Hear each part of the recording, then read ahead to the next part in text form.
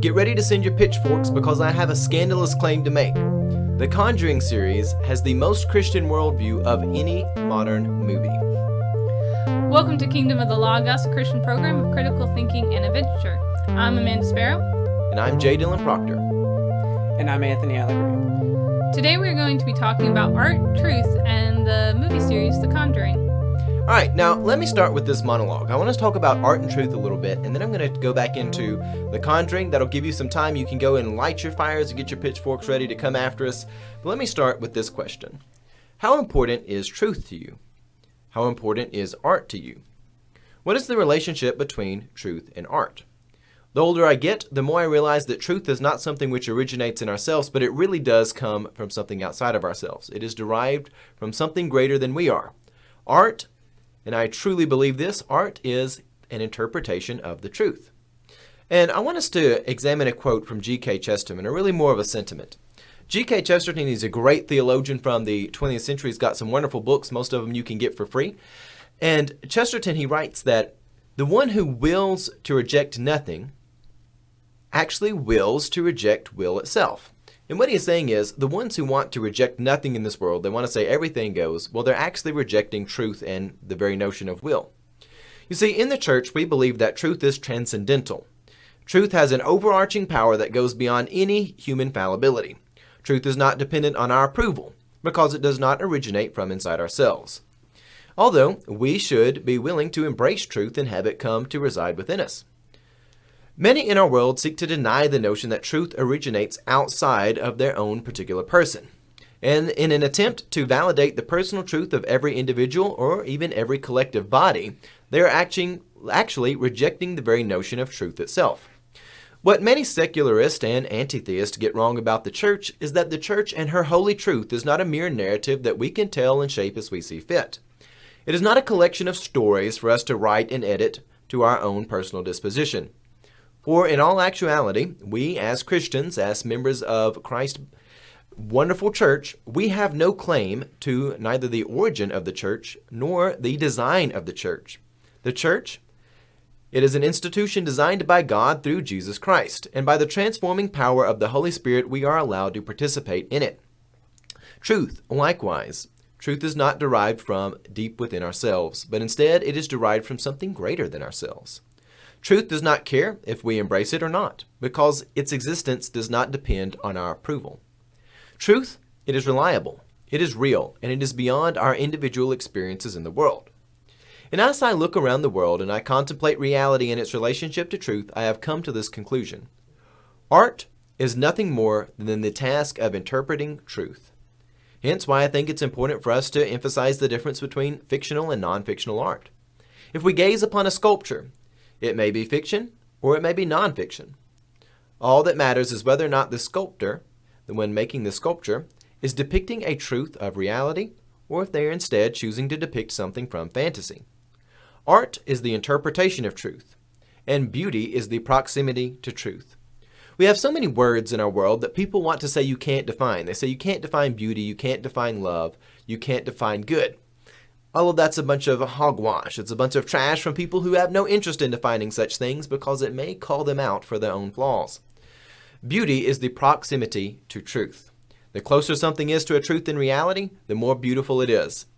And I hope you've got your pitchforks ready, because now we're going to have an example of really good art and something that is beautiful, not necessarily because of its aesthetic pleasure, though some may find it stimulating, but because it is really close to a very important truth.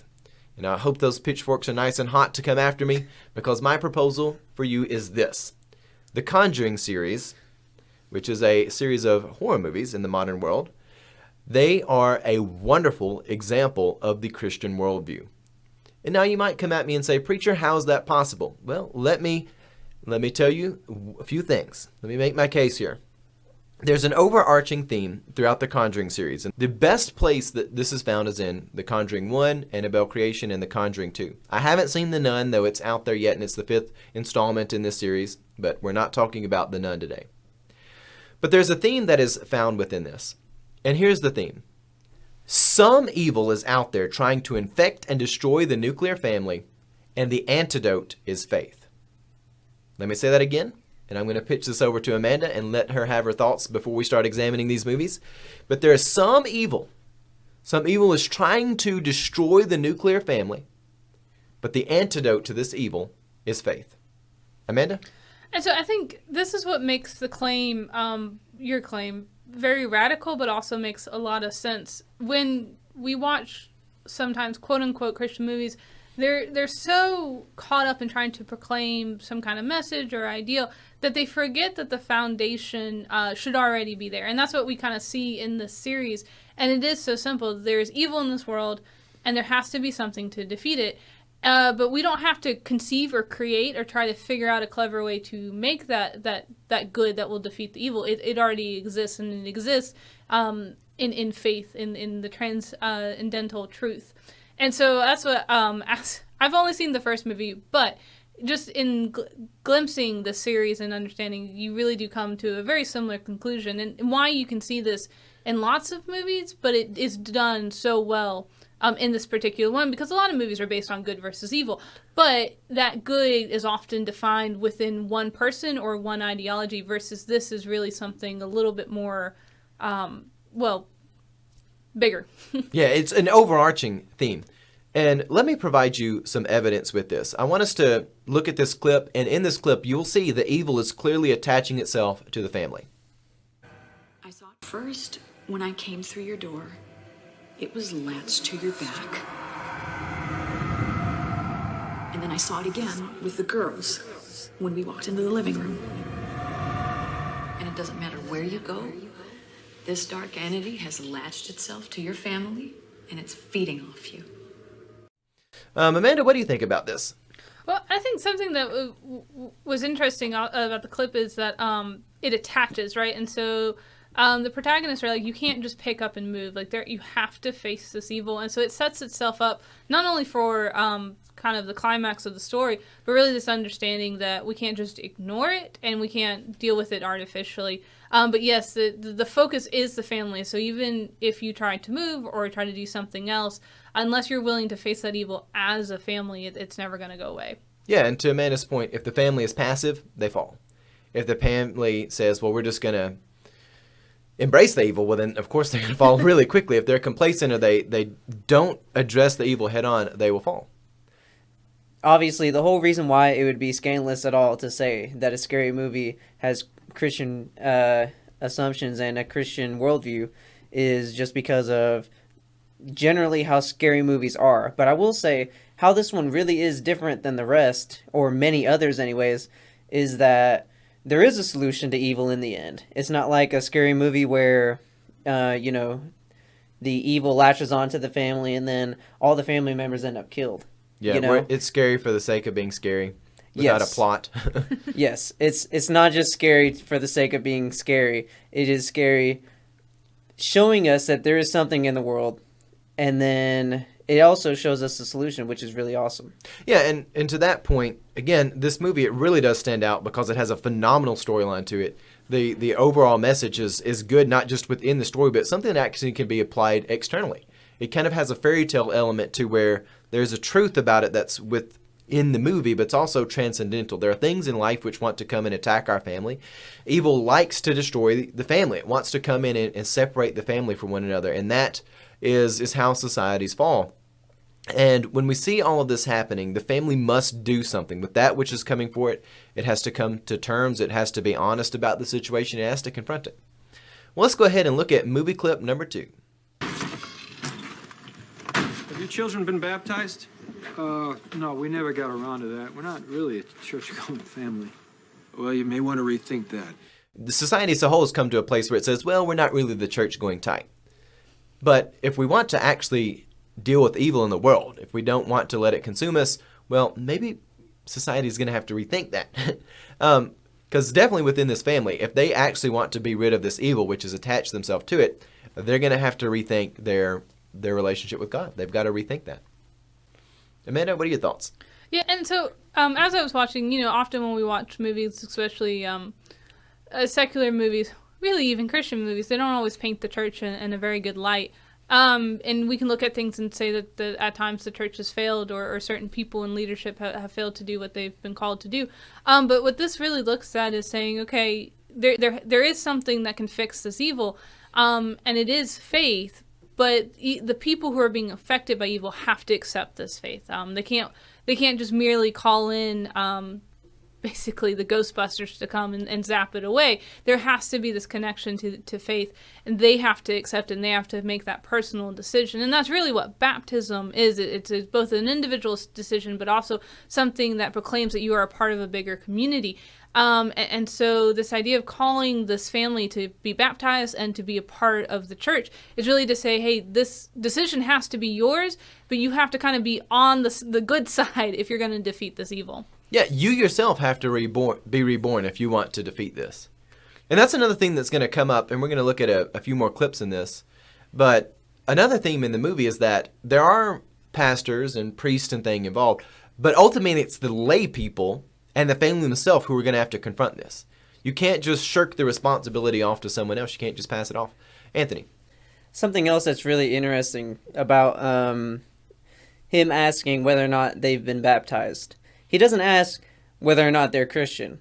And the way he responds, he doesn't say that they're not Christians. The way he responds is, we're not exactly a church-going family.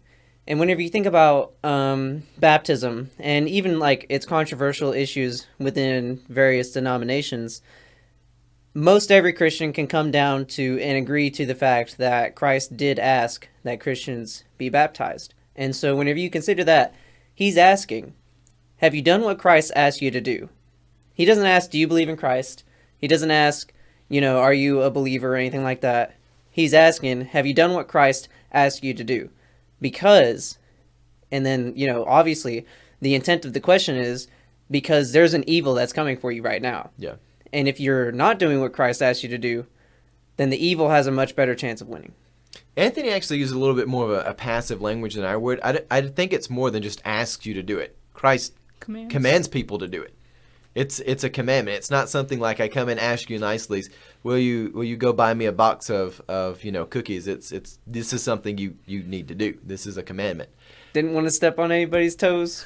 Oh no, it's fine. We're doing we're making a statement that The Conjuring is the most Christian of modern films.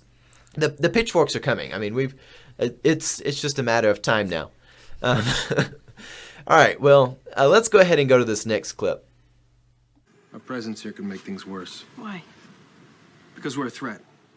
And whatever you're dealing with. The evil clearly recognizes that faith, particularly Christian faith, is something which is a threat to it. It has to eradicate any small amount of faith if it is going to be successful in its plan.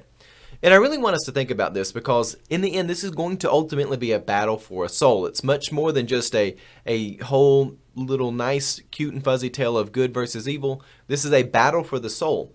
And it's a battle for the soul of this family. And I would even go so far to say this is a battle for society as a whole. Because the nuclear family really is the smallest viable form of a society. In fact, it's the smallest form of people coming together, sort of an aggregation where they can work and operate with one another and have a real amount of love for one another. The most powerful force on earth is the ability for God-fearing people to come together with their family and raise up the next generation and teach them the proper things they need to do.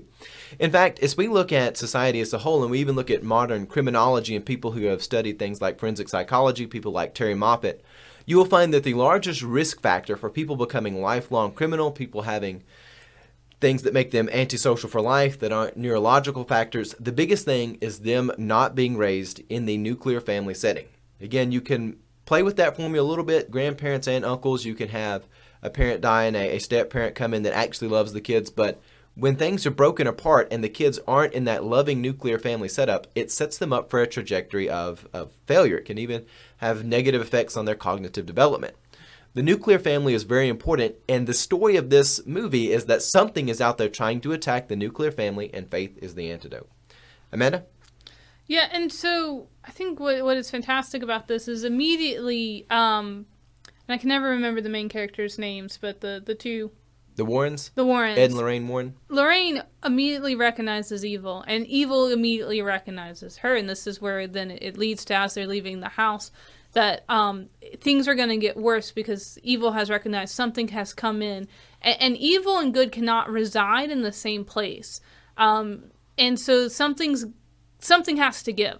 And so they're establishing, Lorraine and her husband are establishing the fact that they're going to come in and they're going to fight this evil, but the evil's going to try to fight back as well, because that's all. I mean, really, if we're going to look at what evil is, and as Pastor Dylan was talking about, the destruction of families and how that leads to more brokenness, but that's what evil is broken relationship. And we can kind of just track everything to broken relationship. It is where selfishness, extreme selfishness, and hatred just comes in and just wants to tear things apart.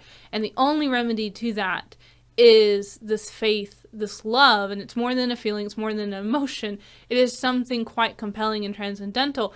But when those things clash, I think evil recognizes good, if it's truly good. And so it's going to cause more conflict until that healing comes in. All right, and we're going to go to the next clip now. Understand this? We are now fighting for her soul! In the name of Jesus Christ, the saints and all the angels, I command you to reveal yourself!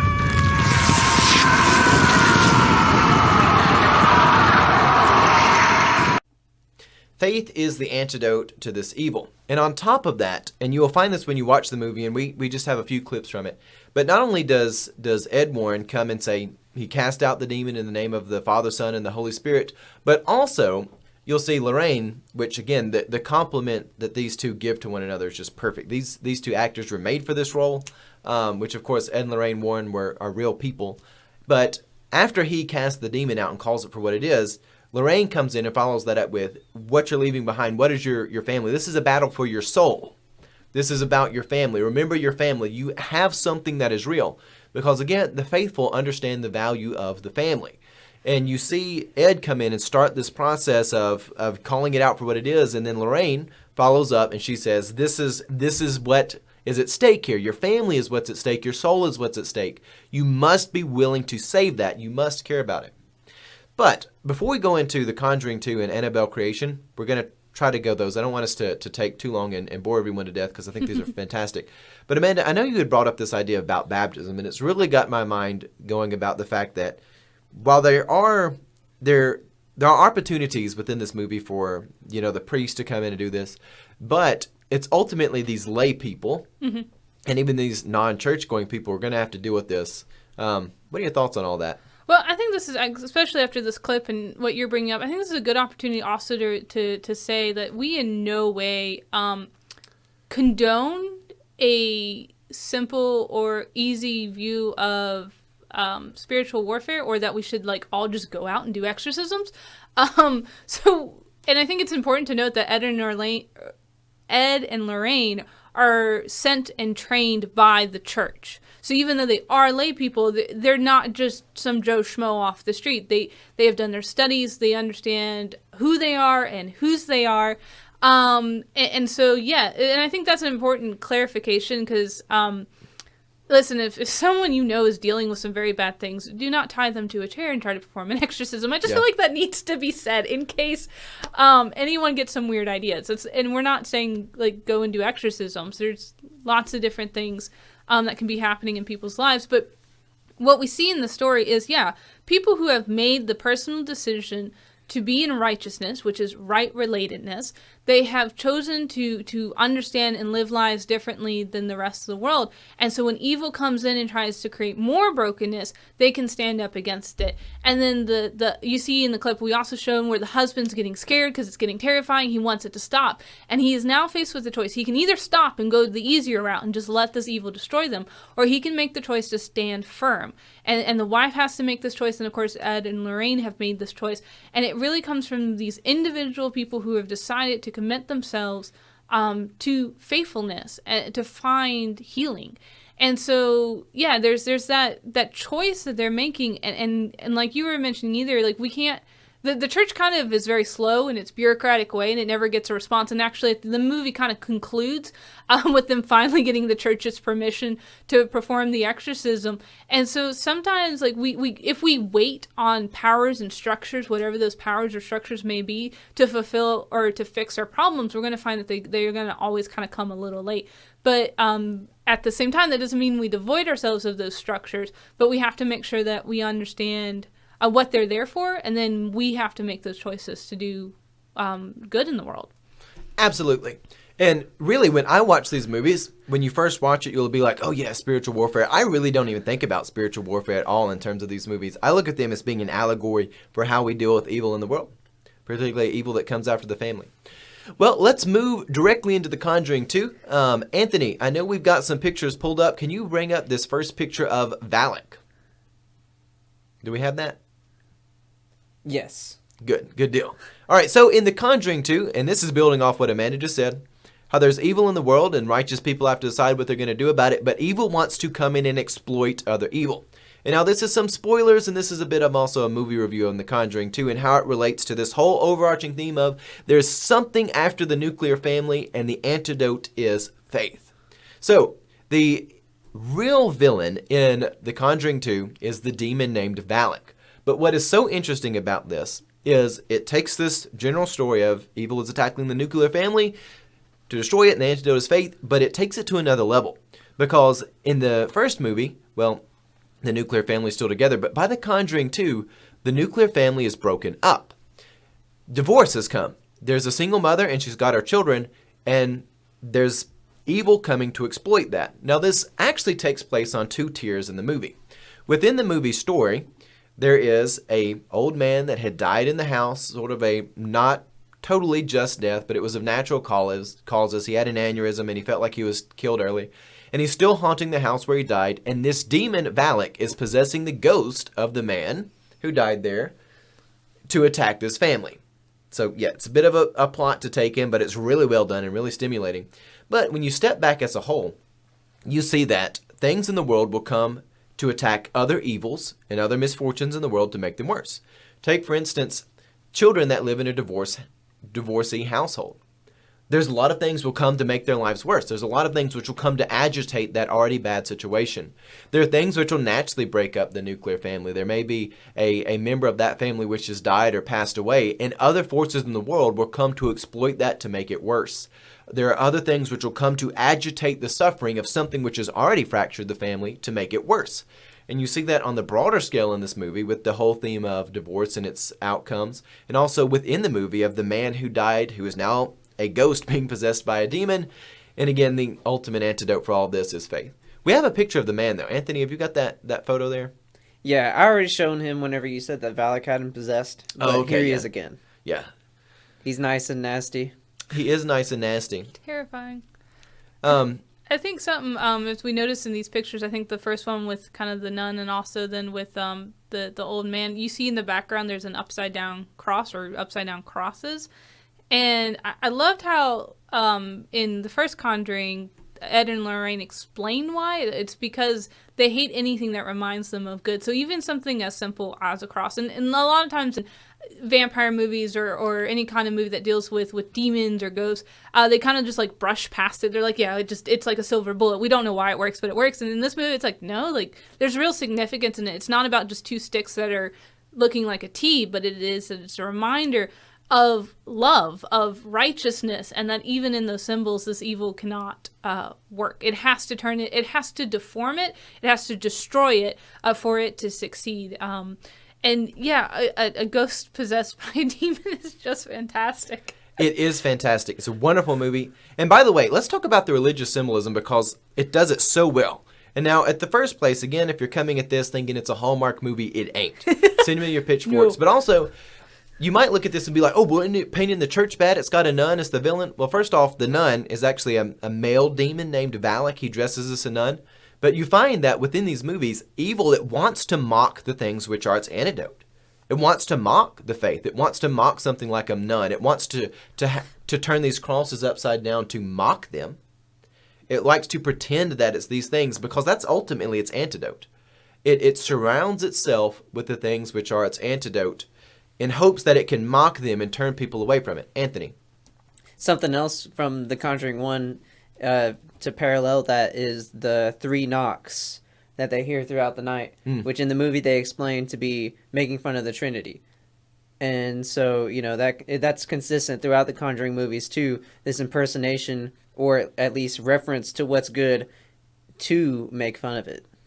And as we know, heresy is not the promotion of a vice over virtue, but it's one virtue at the expense of all the others. It's selectively choosing the symbolism and wanting to twist the symbolism, things which are good, twisting it into something not.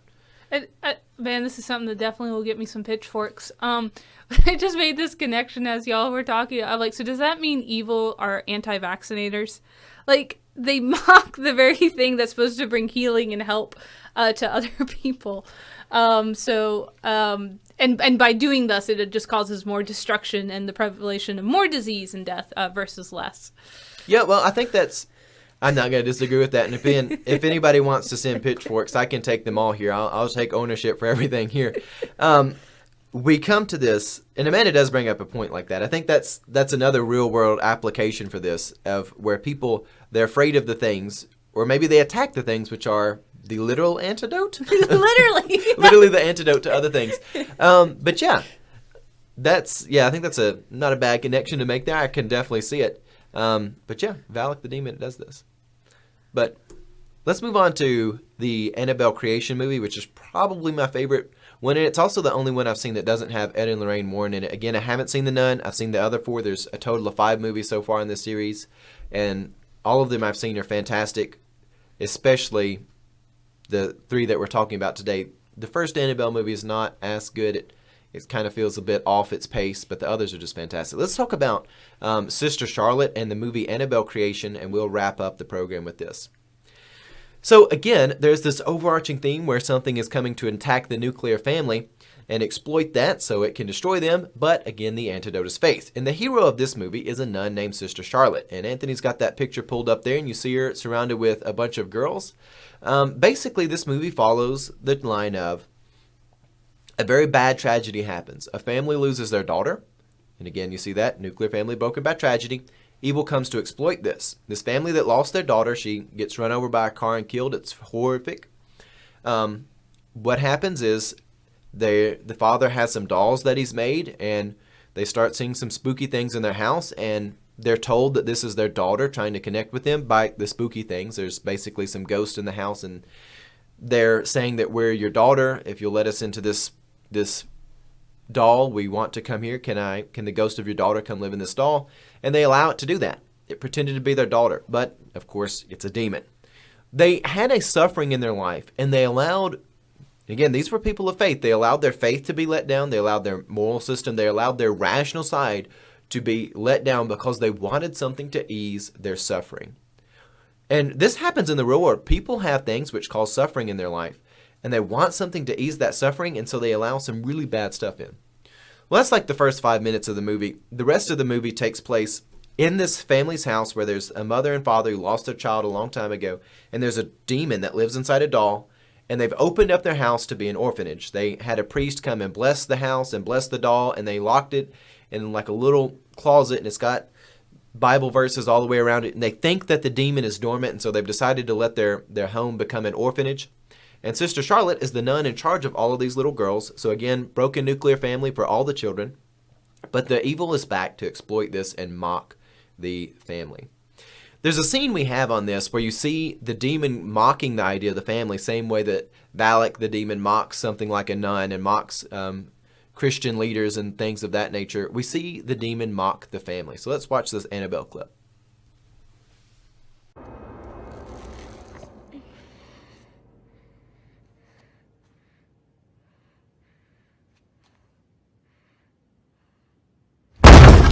You! You swore that if I found a home, you'd come too. You know what they say about breaking a swear. You go straight to hell. Janice!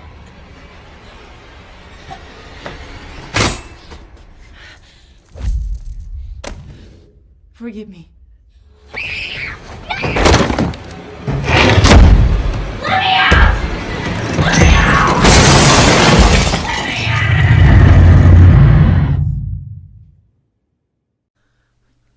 That's a great clip from Annabelle Creation. And again, the little girl that runs in there is possessed by the demon. But anyways, basically it comes in and mocks the family. These are all orphan girls. And it says, when I find a family, you said you'd come with me. Well, I found this new family with these demons. Aren't you going to come? But of course, that's not real family. It's only pretending to be. And it comes in to mock that. And again, it even is bringing it and saying its destination is hell. It's being kind of honest about all of this, even though it's being sarcastic and mockery at the same time. But what is amazing is Sister Charlotte, who is the hero of that movie, or heroine, she comes in, and the little girl who's possessed comes running at her. She pulls the doll, which is kind of the demon's connection with the world. It's sort of its phylactery. It kind of contains the demon's, I don't know, it's kind of its chain to this world. It comes over and she has it stab its own self, and then she drops the rosary on it and then throws it in a closet. And again, the antidote is the response of the faith. The faithful people have to deal with the evil of the world because it's coming to attack the family. And even after the family has been long destroyed, it is still there to mock the very notion of family, to mock it, to destroy it, and to cause suffering where suffering is not warranted. It wants to drag the very notion of the family down to hell. And what is the antidote? Faith. All right. Amanda, what are your thoughts? Well, I think something you mentioned, like, this is an orphanage. The couple that has opened up their home has lost a child. These children have that are in the orphanage have obviously lost their parents. So it seems like the family is very broken. And I think what then becomes, like you said, evil's still trying to destroy it. And I think that's because even in the midst of brokenness, there is hope for reconciliation. There is hope for healing and for righteousness to still take place. And so even after a family has been broken, a new family can be created. And so evil is like, no, I don't want anything good to happen. In the midst of grief, I don't want people turning towards better relationships or finding healing, finding connections. I need to keep them isolated. I need to keep them broken. And so in the midst of trying this is where then the heroine of the story comes in and says, no, there's going to still be healing. There's still going to be hope. And I think that's just a fantastic thing because we do live in our world where so many of us come from broken families. And we could kind of say, well, you know, we're already messed up. We'll just give in to the evil. We'll join the new family as the demon wants them to and just call it a day. And instead, the call is, no, you can be transformed. You can find community. You can find healing even in the midst of this. But you have to make that choice. And the nun, as she kind of throws the demon into the closet, says, forgive me, because there's still this understanding that, you know, even in the darkest situations, there should still be this movement towards righteousness. And even with a demon, she feels such grief at the fact that at this point in the story, the little girl is very much lost, if I understand correctly, who was possessed by the demon. Kind of the demon's taken her outer shell, but even in the midst of this, there's grief that evil has even conquered this one person. But, you know, there's just this hope. And I think that's so, in a horror movie, of all genres, in a horror movie, there's so much hope in these films. Absolutely. And really you find, which these are the best films I've seen in a long time. And I'm not normally one who would ever say that about horror movies. They usually are cheap and they don't really try with the plot. These are just phenomenal. They are over the top in the Christian message that they give, even though they don't sit there and preach it to you. The nuclear family is still intact, even though evil is attacking it in the first Conjuring movie. In the Conjuring 2, the nuclear family is broken and evil is coming to agitate that. In the Annabelle Creation movie, the nuclear family seems to be so far dissolved, one would say, well, why even go back to it? Why go back? But yet, all the people in that movie that are not demons are fixated on finding family. They want family. And even the demon itself is wanting family, though where the others want it for the fulfilling righteous avenues, the demon wants it to drag it down to hell. All the kids in the orphanage, of course, they want a family. The people who lost their child, they want these girls in their home so they can feel like they're a family again.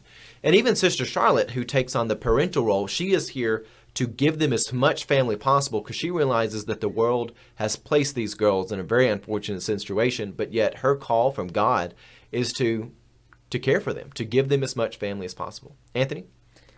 To your point, you said that, you know, it doesn't feel like the movie is preaching to you. And I feel like there's probably a couple good reasons for that. The movie is not... The reason why it doesn't seem like these crazy scenarios are just too outlandish to believe or even to be entertaining, why it feels so natural to watch them and why the solutions feel so natural, is because they actually do pretty well capture, at least metaphorically, reality. You know, it's not like there isn't an active evil in the world. You know, we all face some form of evil. And it's also true that we can also all rely on what we know to be good. And in this scenario, it is definitely the Christian faith. And I think that's pretty awesome. All right. Final question. And again, thank you so much, those of you who follow and watch the stuff. If you haven't liked and followed our Facebook page and our YouTube channel, please do that. Please subscribe to the YouTube channel. It's a hard time trying to grow YouTube, though Facebook seems to do all right. And again, check us out on SoundCloud, iTunes, wherever you get your podcast. But a question for Amanda and Anthony, which I know I'm getting pitchforks from someone. Someone out there is going to be like, no, I have drunk Diet Sprite and watched those Hallmark movies. Your horrific Conjuring movies are nothing but the devil himself.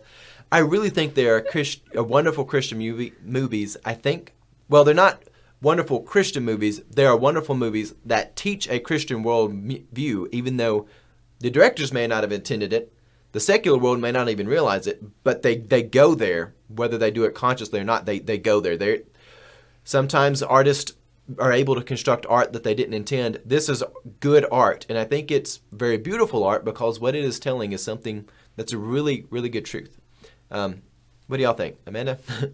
Well, I was waiting for the question and all those statements. But I think what you're asking, does this, and again, going back to how we started this episode and other episodes, we've talked about beauty and art. We have to define them in the right context. And so if art is this interpretation of truth, then what is beautiful art is that which interprets truth truthfully, rightfully.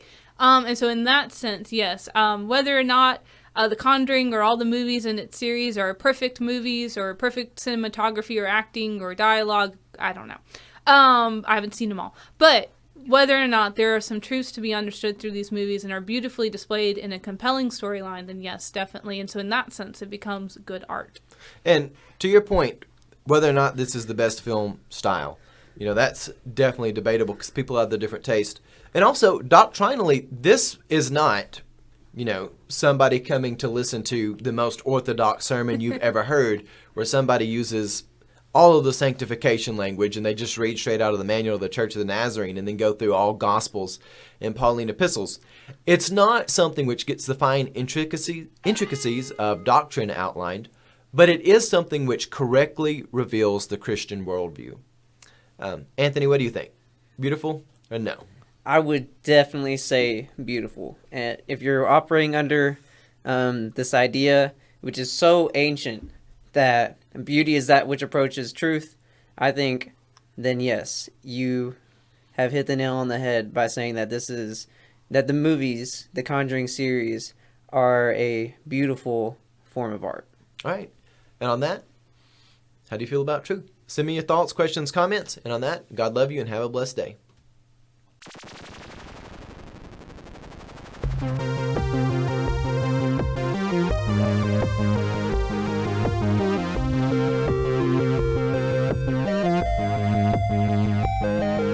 you.